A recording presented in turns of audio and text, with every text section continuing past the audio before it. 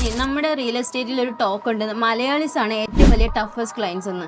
So അവരെ convince ചെയ്യാൻ വളരെ ബുദ്ധിമുട്ടാണ്. എന്തുകൊണ്ടാണ് അവരെ ഇത്രയും ടഫസ്റ്റ് ക്ലയൻസ് എന്ന് പറയുന്നത്? മലയാളികൾ ഒരിക്കലും ടഫസ്റ്റ് ക്ലയൻസ് എന്ന് പറയാൻ പറ്റത്തില്ല. കാര്യം എന്ന് പറഞ്ഞു കഴിഞ്ഞാൽ അവർ പോയിട്ടുള്ള കുറേ കാര്യങ്ങളുണ്ടാവും. അതായത് കുറച്ച് ഹാർഡായിട്ടായിരിക്കും ഒരു പൈസ ഉണ്ടാക്കിയിട്ടുണ്ടാവുക. സോ ആ പൈസ എടുത്ത് ചിലവഴിക്കാൻ വേണ്ടിയിട്ട് കുറച്ച് ബുദ്ധിമുട്ടുണ്ടാവും.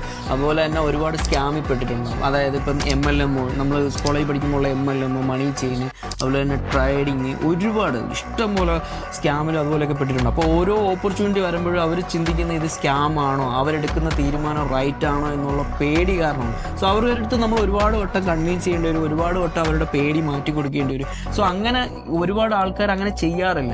അവരെ പെട്ടെന്ന് തന്നെ കൺവിൻസ് ആക്കി പെട്ടെന്ന് തന്നെ അത് കംപ്ലീറ്റ് തീർക്കാനാണ് അവർ നോക്കുന്നത്. പക്ഷെ നമ്മൾ എന്താ ചെയ്യുന്നതെന്ന് പറഞ്ഞു കഴിഞ്ഞാൽ അവരെ കംപ്ലീറ്റ് ആയിട്ട് സ്റ്റഡി ചെയ്യിപ്പിച്ച് അവരെ കൺവിൻസ് ചെയ്ത് ഇങ്ങനെയാണ് കാര്യങ്ങളെന്ന് പറഞ്ഞ് അവരുടെ പേടിയെല്ലാം മാറ്റിക്കഴിഞ്ഞതിന് ശേഷമാണ് നമ്മൾ എന്ത് ചെയ്യുന്നത്, അവരോട് ഗോ ഓൺ ചെയ്യാൻ പറയുന്നത്. സോ അതാണ് നമ്മളും അവരും തമ്മിലുള്ള വ്യത്യാസം. സോ ഒരിക്കലും ടഫസ്റ്റ് ക്ലയൻറ്റ്സ് എന്ന് നമുക്ക് പറയാൻ പറ്റത്തില്ല. അവരാണ് ഈസി ക്ലയൻറ്റ്സ് എന്ന് പറയുന്നത്.